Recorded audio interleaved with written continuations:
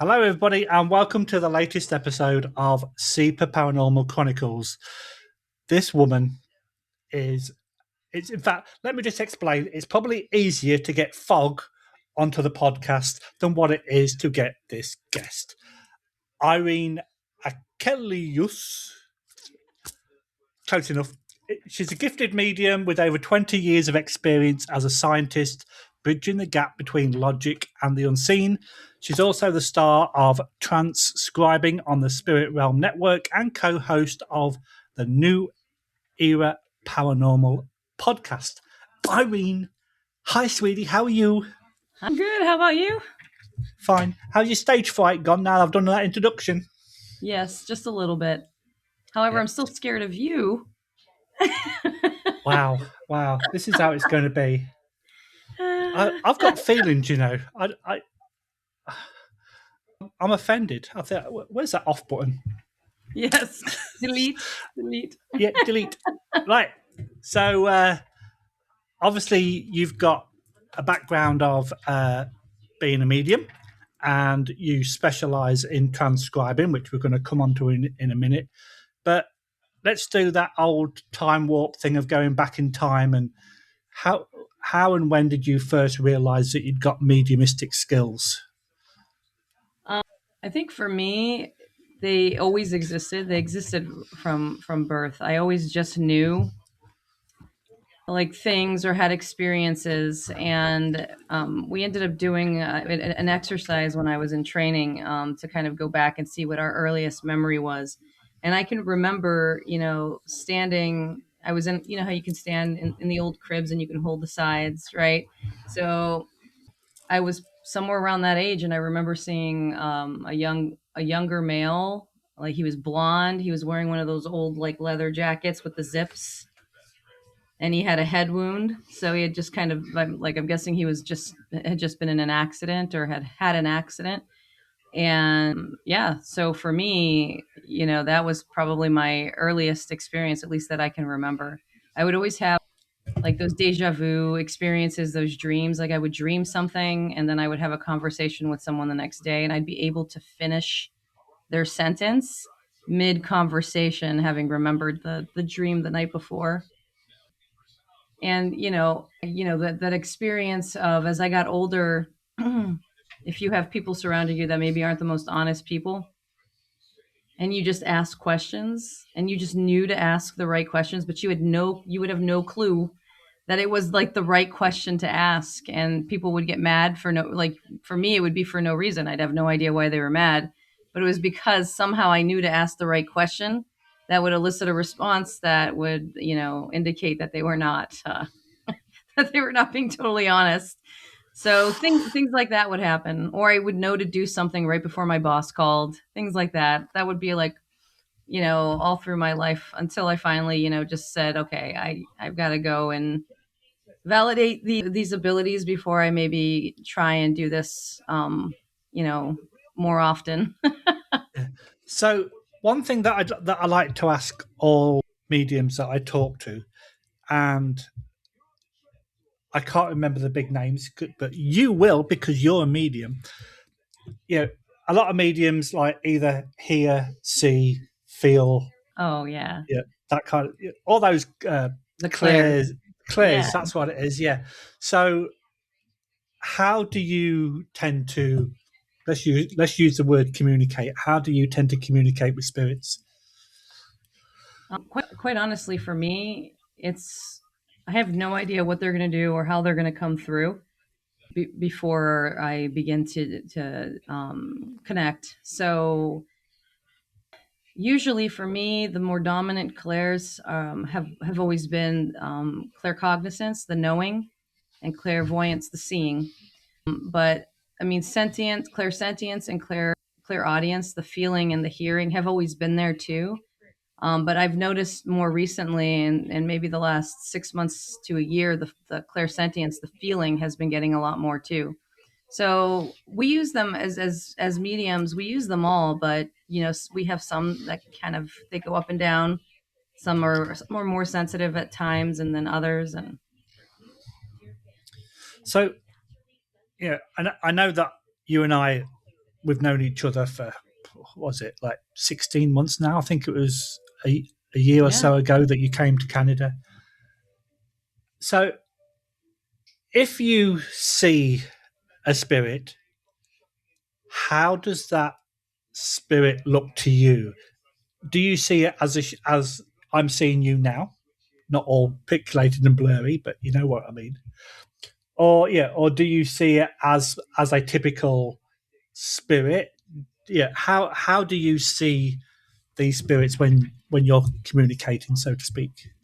So if you've ever have you ever seen any of those medium shows where they see the person? It's like the actor is standing right in front of them. It's not usually like that. So sometimes it has happened. So I can see people physically in front of me as if they're standing like you're standing in front of me. It happens. For me, it's more rare, but it has happened. I've had experiences. I've actually had, an experience, where I've also been touched and like I know the person is there. I see them, but then usually the clairvoyance is more like if somebody projected a hologram of somebody in the space right next to you. And so I see a hologram of them and it's playing like right in front of me and then I see you in the physical form right next to it. Like that's pretty much how it looks. It's a little bit hazy and sometimes it's really hard to explain to people how you can see the person but you can't quite see them. So like it's almost like if you wear glasses and you take your glasses off so you see the person, but like their face is blurry. You can't quite make everything out on their face and you can't quite make out certain features about them, but Um, their build and their hair. Yeah. yeah, I've got it. Yeah. So, Exactly. That's exactly what I do when they get a little blurry. Exactly. so you get asked this a lot, but I know you can have particular time when, if you're doing a reading, for example, where you open yourself up for communication. But do you get it happening on like a daily basis? Like if you're at work, and do you see it then, or are you able to switch it on and off? So the way I was taught, like I can't take credit for the thought, like the thought of how this explanation came about. So Cindy, one of my teachers, she gives the like description, like the dial on a radio. So if you turn it down all the way, it's still getting the information in, but you've just got it turned down. So you can't quite turn it on and off. So it's always present. So whether if I may not see something, like I'll tell people I haven't leaned into to the this experience, so I don't see what somebody might be describing in the moment. But it doesn't mean that my body's not feeling it. Some kind of thoughts are coming into my mind. It doesn't mean that's not happening. It doesn't mean something could be pushing into my aura. That stuff could still be happening. We just aren't as mentally aware of what's going on. And once I tune in, or then at the point where you could say turn it on, then you start to see everything that you're expected to see. Yeah, because I know that a few years ago there was a TV show called Ghost Whisperer, Yeah. and it was a cool. It went a bit silly towards the end, but let's not go there. But when the show was on and she was seeing spirits, they would do certain things like, if they had drowned, she would see running water, or if they died in a fire, they would, she would feel the heat of the flames. Do you get that kind of sensation at all? Yeah. So I can have very very similar experiences, and there are times where I'll feel like I'm standing in a puddle of water, and I won't know why, or if there's a cemetery or bodies buried underneath the surface, it actually feels like something's pulling at my feet. The way we work too, a lot of what we do, it comes in pieces. So, and they're all they're pulling information from in our brains that they know we're going to be able to piece together somehow and come up with our message. And so for me, if I feel like my feet are in a puddle of water, then I know to say it's possible this person, was in water at some point, or, when somebody went missing, I could feel first my feet were in the water, and then my whole body was in the water, and so then I knew somebody had gotten submerged after. So things like that will happen. Or I will actually, I can wake up to loud noise and sounds or music or something like that, and then it goes away, and then I realize, oh, okay, that was a message coming in. That experience will happen. I'll see something sometimes when I get those images, like if, like you described, where maybe something looks like it's on fire. I don't normally like get confused, like if like a building is on fire, but occasionally it can happen where I'll feel like I see something out of the corner of my eye, and I see whatever's happening, and then I go to look and it's not there. So I'll have those types of experiences. So it just depends. But yeah, you can have those kind of random moments happen, those weird things you have to figure out a lot, actually.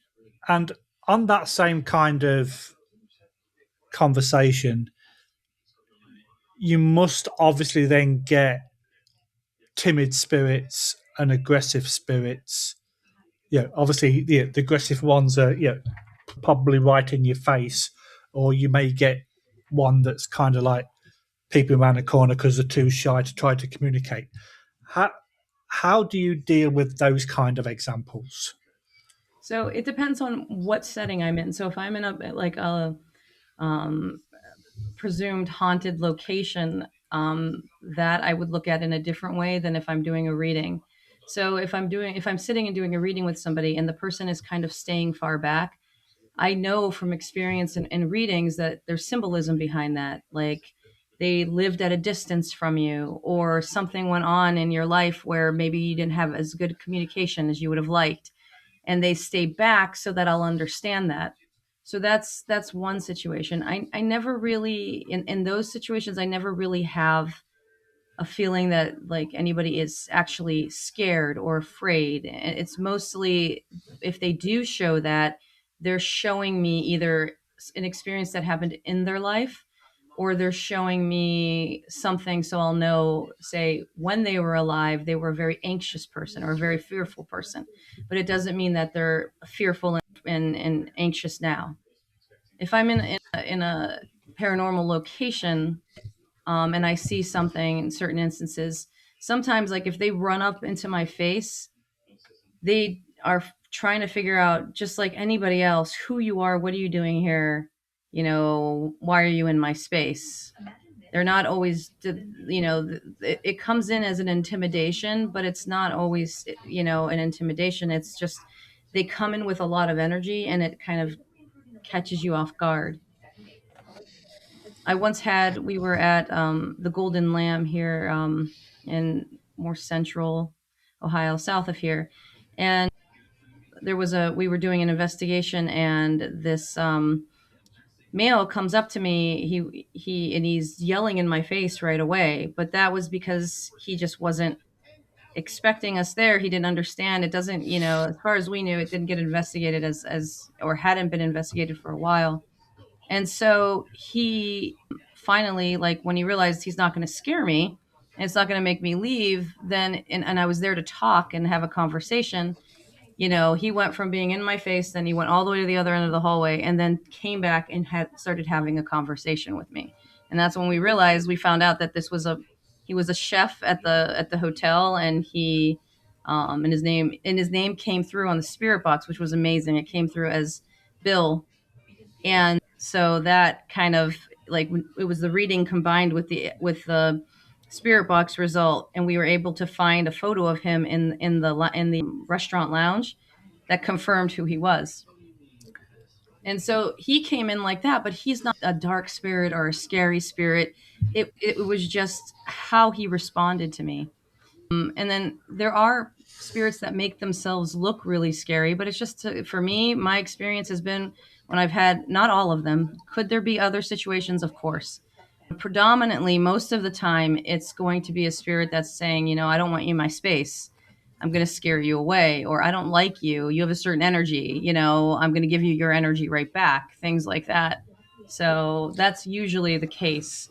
Have there been other situations? Sure. And could there be? Of course. There's reasons why we have people we have that clear more darker energies, darker forces. So, but predominantly that's not the case, at least in Okay. my experience. You mentioned going to haunted locations, and we're going to touch on that in a few minutes. But have you ever come across anybody that didn't know that they died? Quite honestly, in my experience, have I heard stories of people telling, like, sharing their experiences? Yes, but not in my experience. They usually know. And what about the "oh my god, you can see me" kind of interaction? Sometimes that happens. I've had that happen. It's a really weird experience because, for me, my experience with spirit is they know that we're going to be there. They can know well in advance that we're going to be doing something because there's this whole intricate system that they're working out in the background to get the person who's supposed to come for the reading here. And like, we truly believe that, like, they're brought to the medium that they're supposed to get the message from. But I've had a couple situations where I feel like I'm standing in a location and a spirit will walk through. And you know how if you're standing in your home and you're walking across the hall and you notice somebody at the end and you're kind of like, "Ooh, who's that over there?" Like, I have had that happen a couple times. It's a little off-putting for me, but it has happened and it's odd to me, but there's probably a reason why that happens. But yeah, I find that interesting. Yeah, you should definitely come for a ride with me in an elevator, because it's like, oh, you can see me. And it really freaks people out. It's fantastic. It's great. And I live on the 13th floor, so I can do this quite often. But people get wise to me really quick. So, Oh my gosh. so you mentioned that you could. Bring your property values down every day. No, I'm just kidding. That's exactly what we don't want riffraff living here. So you mentioned earlier that you picked up that you had abilities at a very early age, but at what point did you realize that you were going to do something with it? For me, it was probably, gosh, I could say somewhere around there was a huge shift in my life around 2012 to 2014 where I kind of just said, okay, I like something is going on. I know I need like I can't ignore these things any longer, and I feel like I'm just not doing what I'm supposed to be doing. And then I think, like, I was a scientist for 20 years, so I still, you're once a scientist always a scientist, I believe. But like, I was a scientist for 20 years, and like, I was, your normal everyday, first generation European kid, and you go to work, you do your job, you live your normal, you live your life, you have responsibilities, and you do what you're supposed to do. And so for me, I wasn't going to not do what I was supposed to do, what was expected of me. And so around that time is when I started to experience like this spiritual shift, this real struggle with what I'm doing, what do I want, what direction am I going in, what do I believe. And I grew up very faithful in a very strict Orthodox Christian household, and I still have a very strong faith.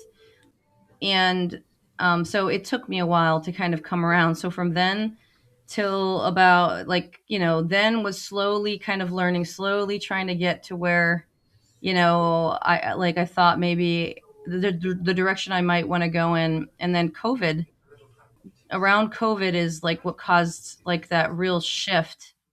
And I had already bonded and had met and made friends in the community with mediums that I had learned with and I was training with. And I, like, that shift made me say, like, this is like what I feel like I need to do. It forced me, to kind of say, okay.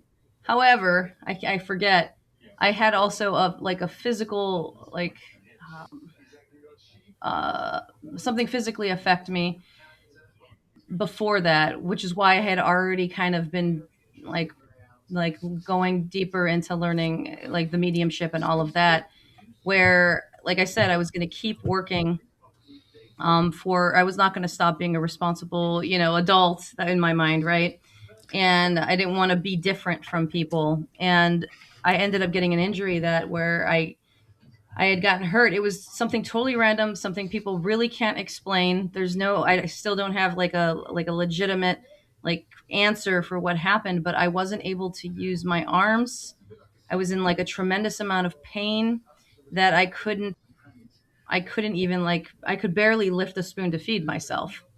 And so it forced me to have to stop everything, change what I was doing, and it forced me to, realize things and trust in others and all of that stuff. It forced those kinds of lessons upon me. And so I ended up shifting in first in that major shift, and then going deeper into that kind of mediumship side of myself and starting to shift my life and trying to find my path.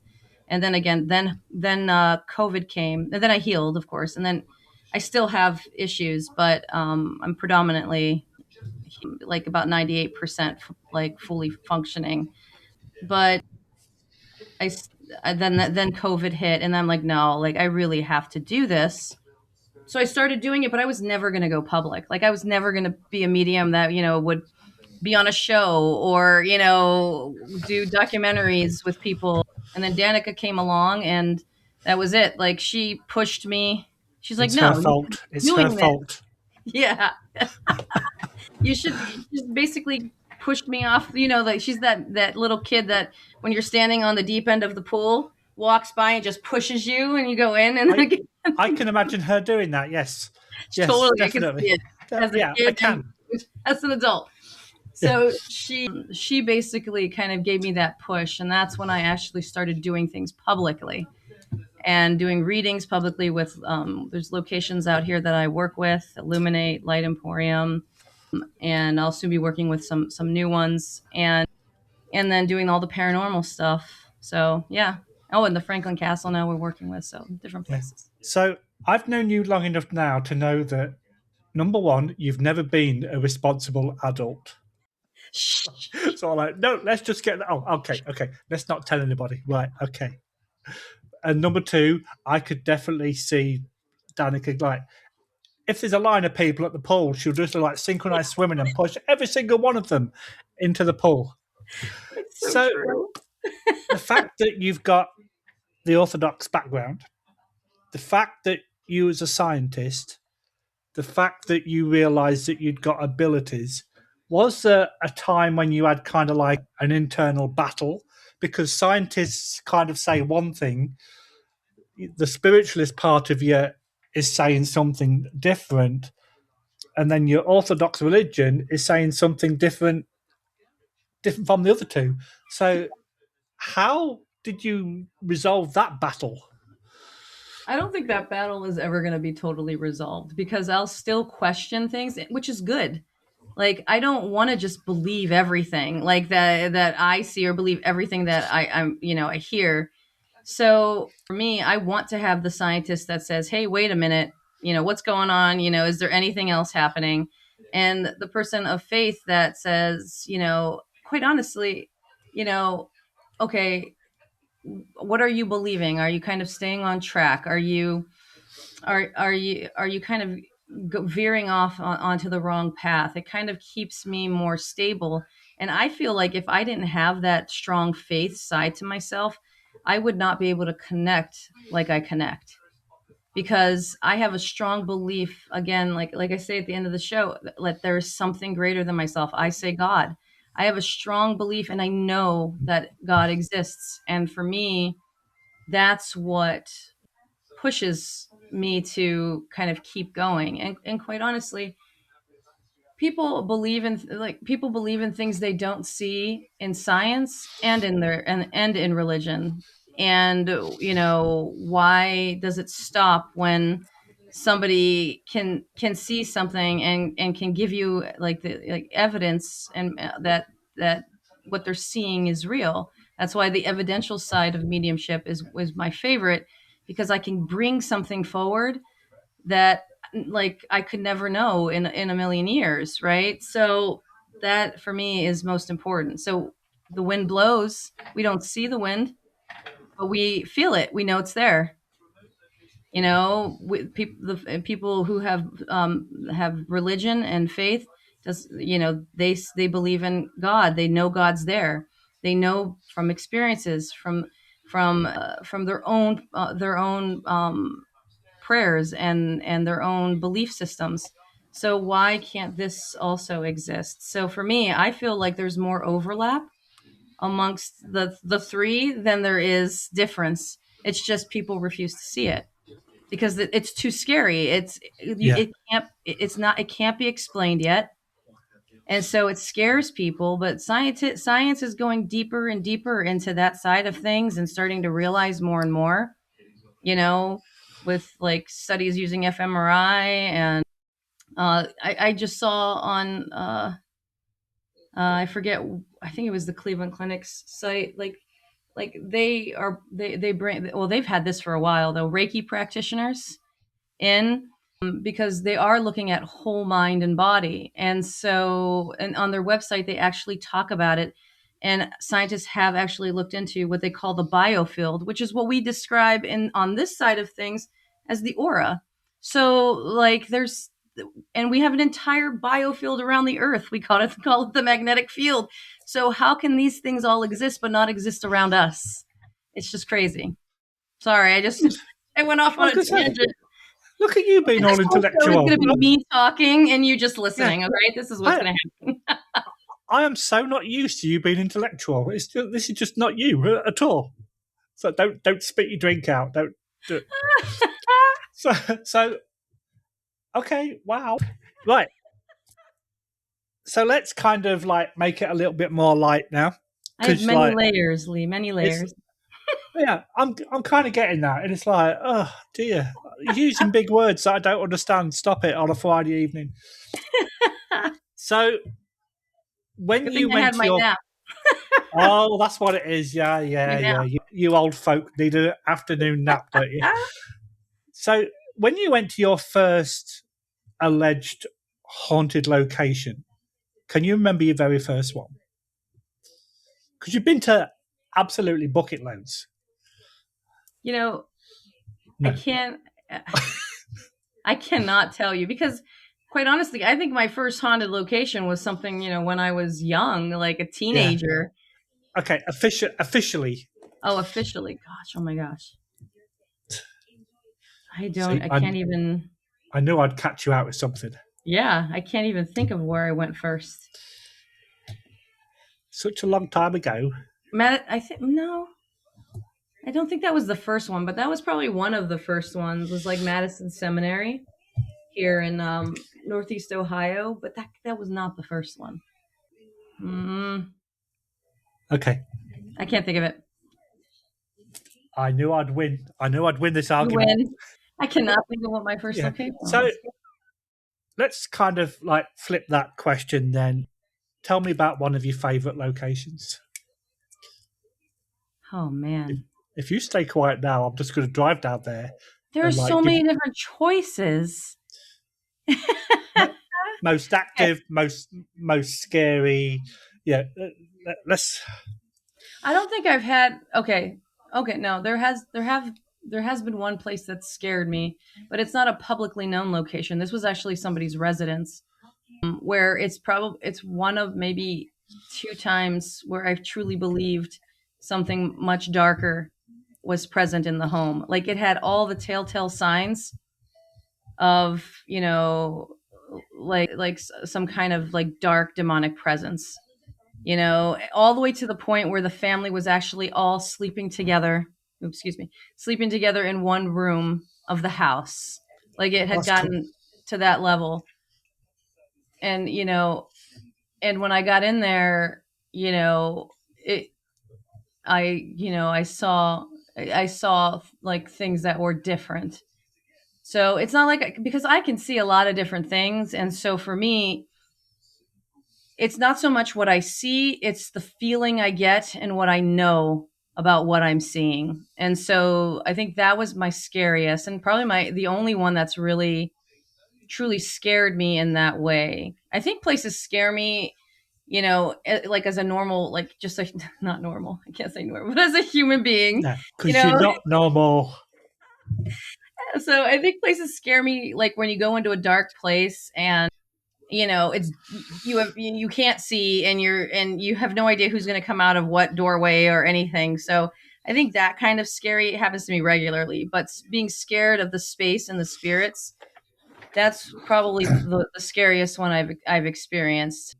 And then the kind of, oh gosh, the ones that have been the most fun are the ones where I actually get to have not only, experiences with my abilities, but to have the ability kind of like overlap with the experience. So it's just kind of like, I can just quickly, if you let me name like just a few, I always give this story, Madison Seminary, where we heard my voice playing back as if it were on a recorder in a stairwell, and everybody in the group heard it just after I did a session in the dining area.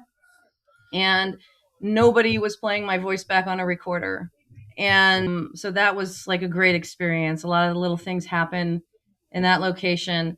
And then we were at Palmer House in Minnesota, and I had my sweatshirt pulled. And and I know my sweatshirt was pulled. Like that's how physical it was.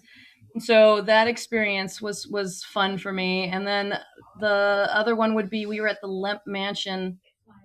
Shoot, is that Kansas, or I think that's Kansas. So, but the Lemp Mansion, I had a full body, like image on my thermal camera. So the person gets up from the piano, runs across when we're coming into the room into a closed doorway. And so when we do our like introduction to paranormal investigation, that's one of my favorite videos to play, because it, like, that was just one of the greatest experiences, because I saw it happening on the thermal and I could see nothing happening behind it. So for me, and those experiences were, like, I guess the most exciting Yeah, that I can think because of it, offhand. I'm sure there's many more, but those are the ones I can yeah, think of offhand. because it's Or quite every interesting. experience with you. I, I'm sorry. In fact, I was going to come on to that in a second, but you mentioned about, like scary environments. When I go to an investigation, I don't know what it is, and you'll probably be able to tell me because you're a scientist. I never like having my back to a doorway, a hallway, or a window. I've got to have my back against something solid like a wall. And I don't know if that's the kind of like the fight or flight Yeah, it kind of is. kind of thing. But like, even I could be on the third floor of a building. It's like I'm still not going to have my back against that window, and and I've always done it that way, Yeah, and it's sort of like, but yeah, that makes sense. let's talk about the prison, and let's talk about how your wife nearly got you arrested at the border. No, we don't Should I have tell any that story? weapons. Should we tell the story? But let's talk about Larrie prison first. All right. See, Oh my gosh. you didn't know I was going to bring that up, did you? That's awesome. Yeah. Yeah. So you came down to Hawksbury in Ontario, to the L'Oreal prison. You came down with Danica and JD.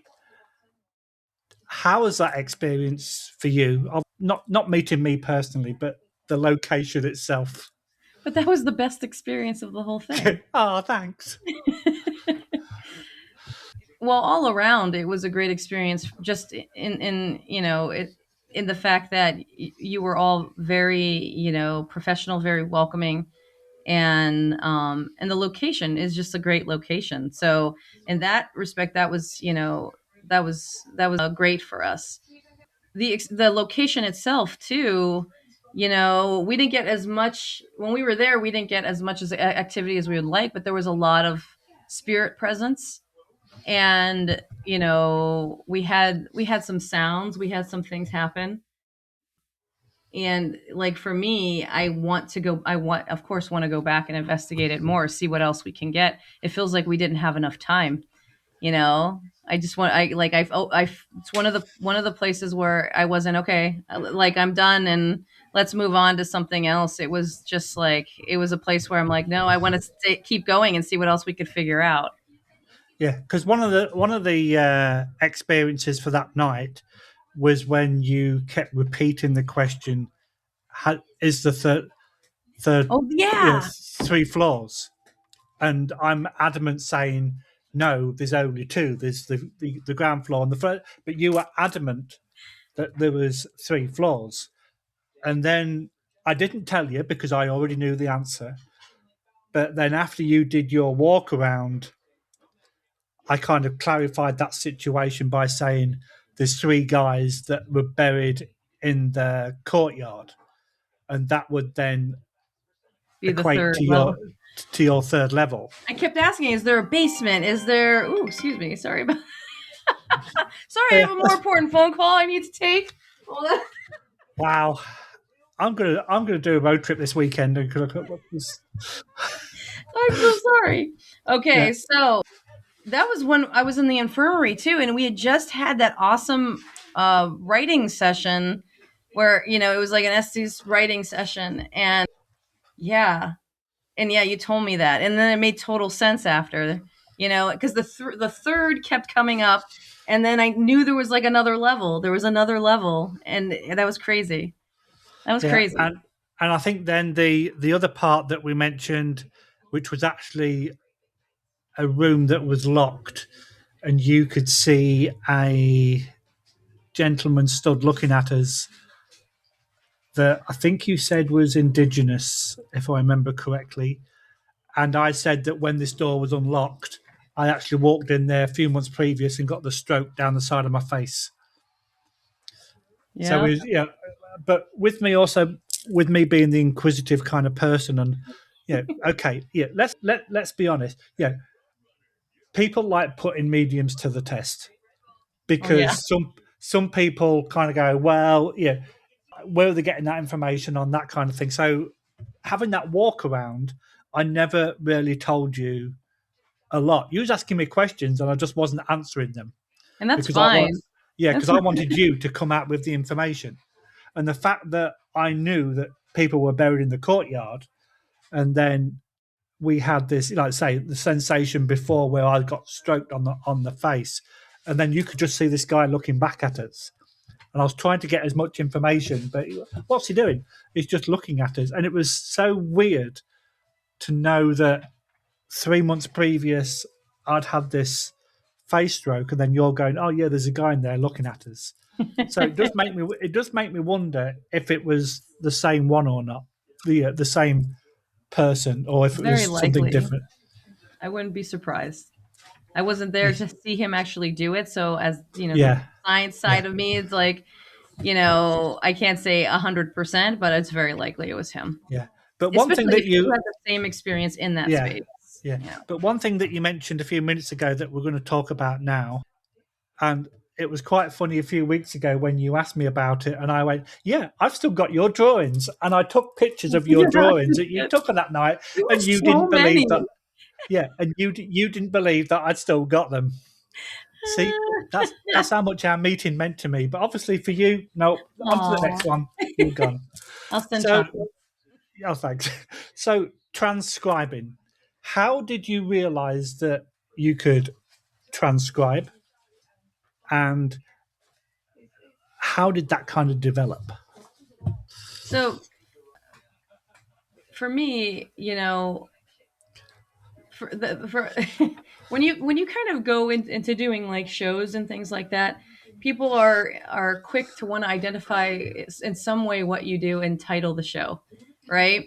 And so that term came more from wanting to title the show than kind of everything that I do and how I work, and people have become like transfixed with it. But in a way, it's kind of like taken on a life of its own too. It's become a new way to kind of identify the way I read.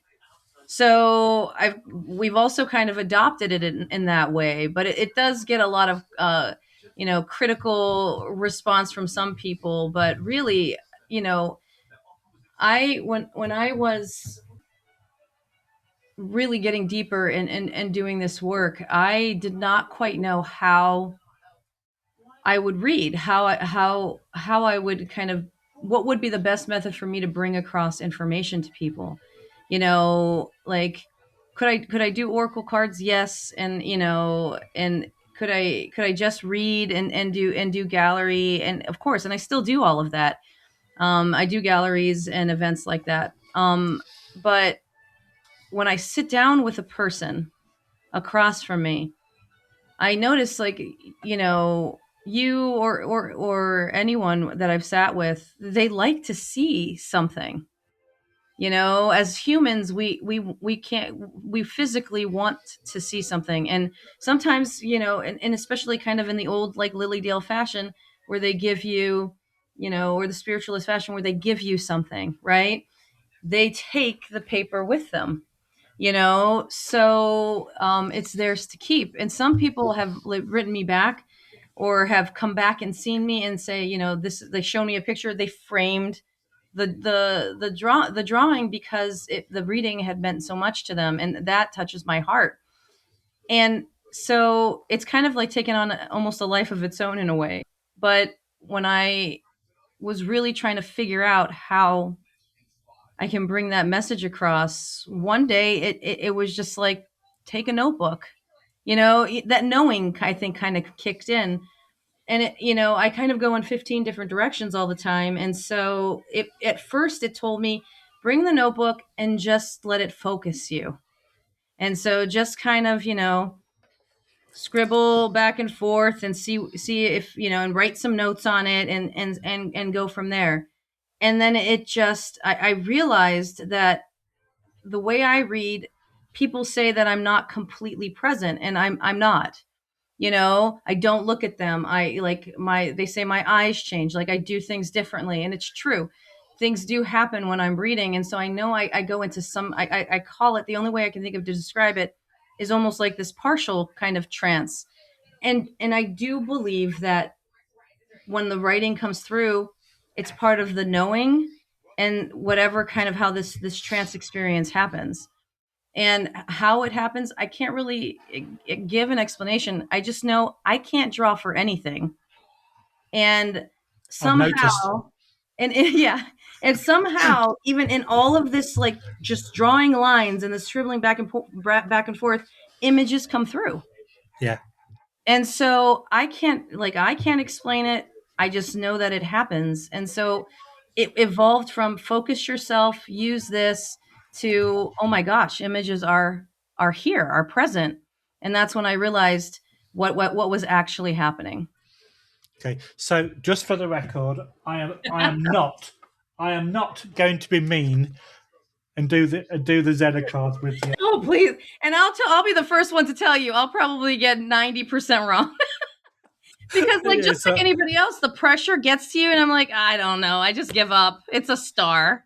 yeah, yeah, and it's that same kind of concept where it's like, what do you mean she's ill? Did she not foresee it? Yeah, it's the Right, yeah, exactly. Or give me the lottery numbers. That's yeah, exactly, and that's why you live in a tent. So yeah. so when you go to, like, either a public event for a haunted location, or you go to a public event to do readings, do you prepare yourself differently for the two different kind of scenarios, or do you just go into the same Irene, and go, okay, I'm ready for this, let's do it, kind of thing? I think for me, one, I do maintain a consistent preparation. So I that is across the board for anything I do, and that's just like a pre-event. I do prayers, and I prepare myself mentally, and I have this little thing that I do to kind of like open myself up. Then that's consistent across the board with everything. But if I'm going to an event that's, full of people, I have to, do something different in terms of preparation for my human mind, body, and spirit, so that like I can focus and I can be present, and not get too distracted with people around me. And if I go to a paranormal location, I like to do, I still do prayer, but I like to kind of just have more of that, more attention to that protection, in the way that nothing comes home with me, nothing attaches, nothing like that in that way. But quite honestly, when I walk into a space, I don't walk in with the belief that something is going to attach to me. I go in just expecting everything to be protected. And that, I think that's really important when you go into a location. It doesn't mean things can't happen, and that I don't think that, like, that I think I'm, indestructible or in any sense. It just means that you have to go in with your mind mentally prepared that you're going to be fine. And if something happens, you'll take care of it. So you're not the kind of person to walk in and go, "I'm here." I just have to get that. I'm usually the one that's wandered off, and you're looking, yes, and then I pop my head in the doorway. Oh, I'm here. Yeah. Oh, always at the back of the class. It's sort of like, where is she? Pretty where much, is she? Yeah, that's yeah. So I know we've spoken. That's a proper word. We've spoken a lot about, how you got your abilities and how you nurtured them. So, and I know that we've had this conversation, but if somebody thinks or senses that they have an ability, but they're not sure how to nurture it, okay. Davika, how do you, or what can you say to that person to encourage them to go down the right path? For me, they have to be ready. You have to be ready to do it and choose to do it, because it's about trusting what comes through. So the first thing that I do if I'm in a location with somebody that has abilities, and they are like kind of opening themselves up, even if it's just a little bit, I do everything I can to find a way to, honestly, of course, right? Not to kind of blow smoke, but to validate their experiences, whether it's something I also am experiencing or I see, or to bring them the information that shows them that they were right. Right. So, am I boring you? Do you need some caffeine? Yeah, you are. I was about to fall asleep. You're so mean to me. You are. Your the wife's meanness much nicer. Is mutual. Your wife's much nicer. It's our language of love. Oh, right. Okay. So please carry on. I forgot what I was saying. It's gone. Yeah. No, I'm just kidding. No. Some drivel. Some something. yeah. Doesn't matter. Yeah. So the first thing I try to do is validate. That's one of probably the most important things. I think it's really important, because it gets them to stop and take inventory and say, oh, you know what, I did get that right. And it makes them think, okay, maybe I can do this again. Maybe I can try. And the thing that I say most is, practice doing it. Like those cards, yes, you bring them up and I laugh, but if you when you do that, it kind of, you're opening yourself up to be open. Like you're opening yourself up to be open. That's really good. That's really good English, Irene. You're opening yourself up to allow for that trust in spirit to kind of come through and guide you. That doing those practices as I was taught in the same way. This is not, Irene's vast knowledge. This is being taught to me from amazing mediums that, like, I look at every day, the people who taught me, and I still look at them and go, oh my gosh, you're so amazing.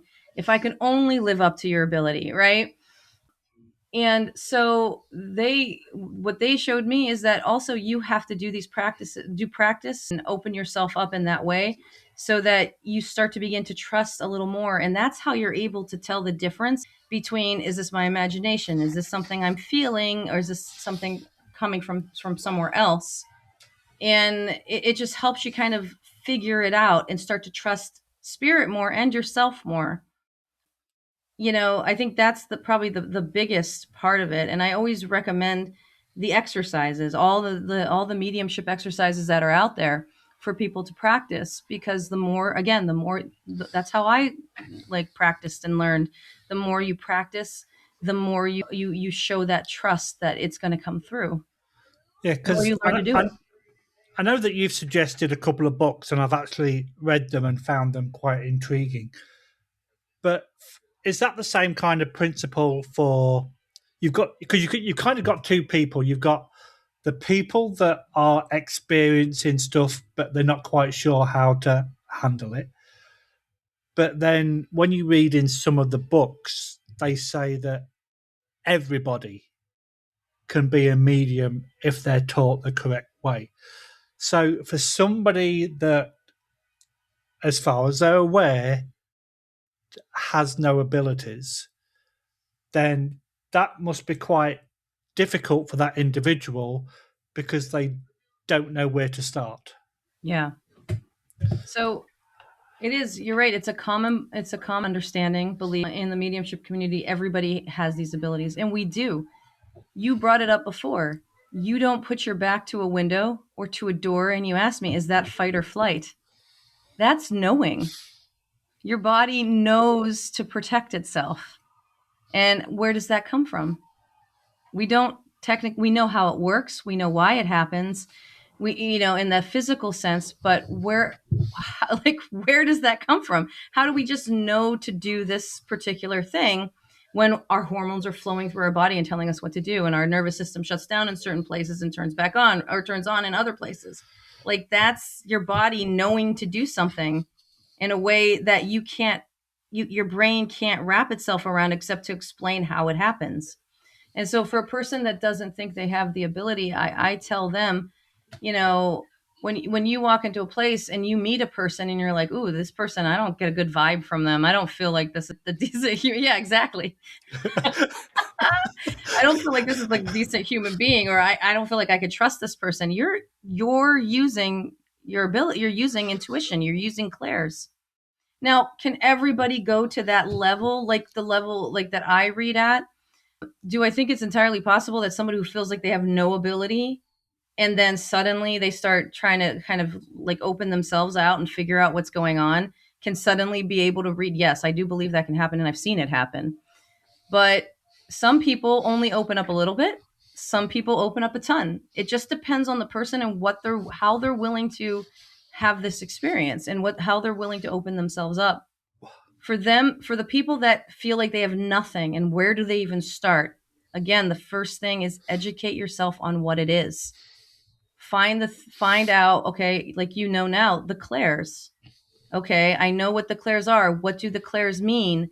How do I understand the clairs in relation to me? Educate yourself first, understand the information, and then you can build from there. Yeah, because it's interesting that we spoke about the fight or flight, because spending 25 years in the emergency services, I've never... Okay, I had one guy running towards me with a machete, but that's not fight or flight. That's just like, get the hell out of there. But I've never really had... I've never really been in that position where I've had to fight or flight. But it does bring back a memory of when I was like 5. I'd been to the corner store, turned around a corner, and this old guy basically fell off his bike and cut his face open. I was 5 years old. I was the only one around, 5 or 6.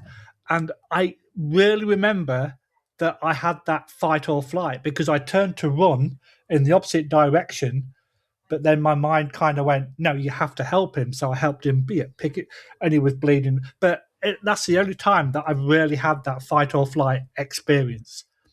And I can, I'm now a bit older than you, but I can remember it like it was yesterday. Yeah. I got grey hair. You dye yours. Let's just. I dye mine. Yeah, exactly. Yeah. So it's weird how, like I say, being in the emergency services, you think you'd kind of have that feeling more often, but it never really occurred because you get trained and you know what to expect and you know worst case scenario. Right. You have the education behind it. Yes, I am educated. Thank you for noticing. But having that knowledge helps you understand and control your experience more, in the same way as having the knowledge in terms of mediumship helps you control and understand the experience more. And learning from others, like if you can find a trusted person that's going to, authentically guide you and teach you, that's really important. And it's, and the person each teacher is different, and so people are drawn to certain teachers, and that's fine. That helps them. I do, but she lives in the US. I'm always here. I know that, and I appreciate that. So, unfortunately, we're coming to the end, even though we nearly forgot about tonight, but let's not even mention that to anybody. Keep it between me and you, okay? What's next on the agenda?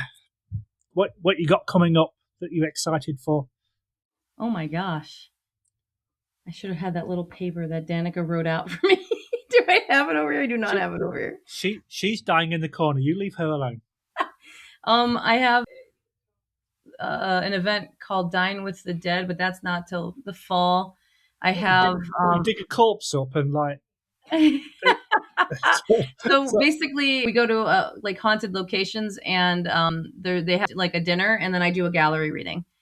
So I have that it's not coming. Like you've got a corpse next door to you, like yeah, right. Fingers are falling off, and the jaw drops into the plate, and it's like Beetlejuice. And so it's a great experience. Everybody come join. Yes. And so then I have the Underworld Culture Convention that's in Scranton, Pennsylvania. I have Parajam in August. Hold on. I got a text message from the boss. Give me 1 second. Oh, so she sat on the sofa. She just messaged you what you're wow. So I have Parajam coming up in August in Gettysburg. I'll be doing a gallery reading there. I have Creep It Real, where at the Doss House in Pennsylvania. I can't remember if the prison is Edinburgh or if the Doss. I cannot remember the name of the town. I think it's Ebensburg. And then I'll be doing a charity gallery event. So please come out. It's to support Santiago Cirilla's Haya Foundation, and then other charities that Creeper Real works with. And it's just a donation of $10, and you get to experience a gallery reading, and that will happen in June. And I'll also be doing. They're having this kind of special event, like this table tipping event, and then I'll be doing readings while that table tipping event at the same time as that's happening. And then we're going to be doing an evening gallery event. And then investigation of the prison, old Stone Jail. I do Medium Mondays at the Franklin Castle, so those have become now more of a regular event. So kind of keep an eye out for that. It's not every Monday, but it's 1 or 2 Mondays a month. And I do an intimate gallery event, and then we do either like some kind of specialty thing post to the event, whether it be like a guided tour or something like that. I'll be at the Team Weird Takeover in June in Baltimore at I think it's called the Old Baltimore Hotel with the Witching Hours, which is one of the other shows on the Spirit Realm Network.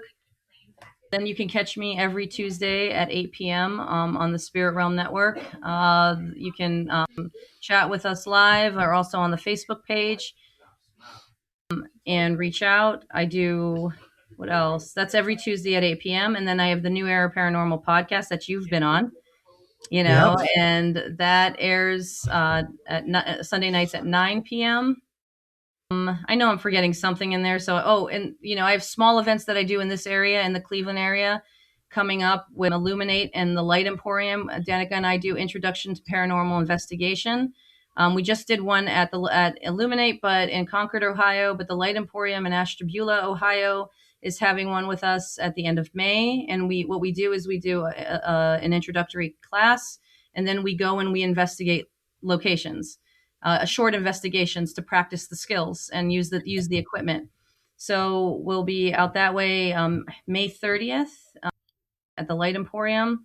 Illuminate has many upcoming events that I'll be reading at. I'll be doing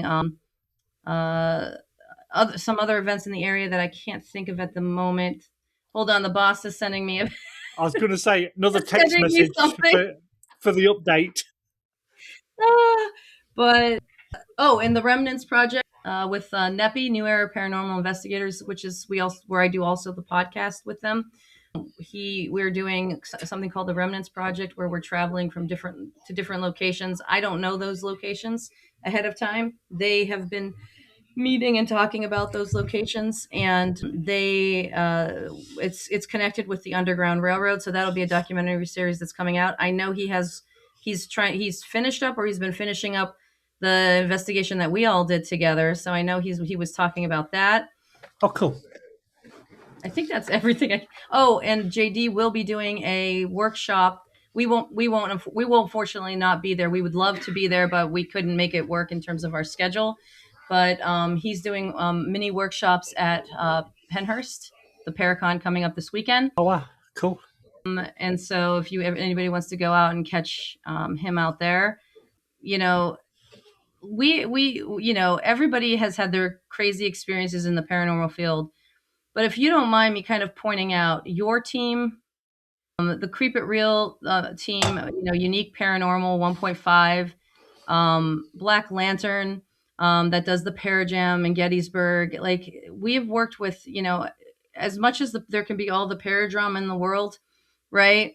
We have worked with some great people that we're very grateful for. Your team, especially, is, as much as ridiculous as we can be, right?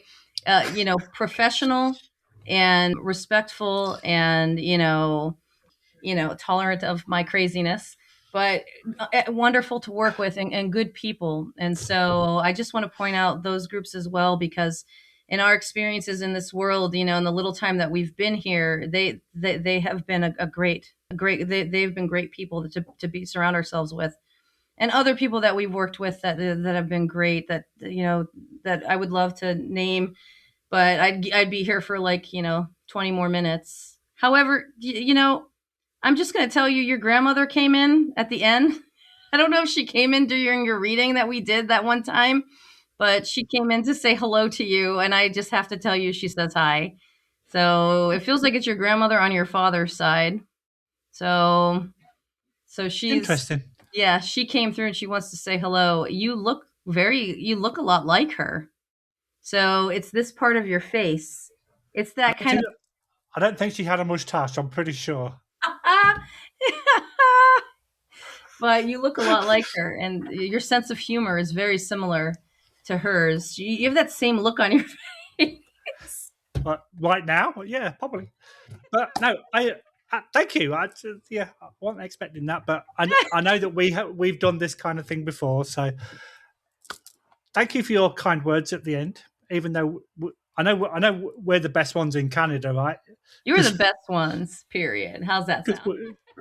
Because we're probably the only ones in Canada that Irene, it's been an absolute pleasure. I know it's taken some time to finally get you tied down. Excuse the pun. But I know that we're going to stay in touch for many, many, many years to come. Yes. But for now, thank you, my darling. You've been an absolute pleasure. Can't wait to speak to you again. Take care. Bye-bye. You too. Bye-bye.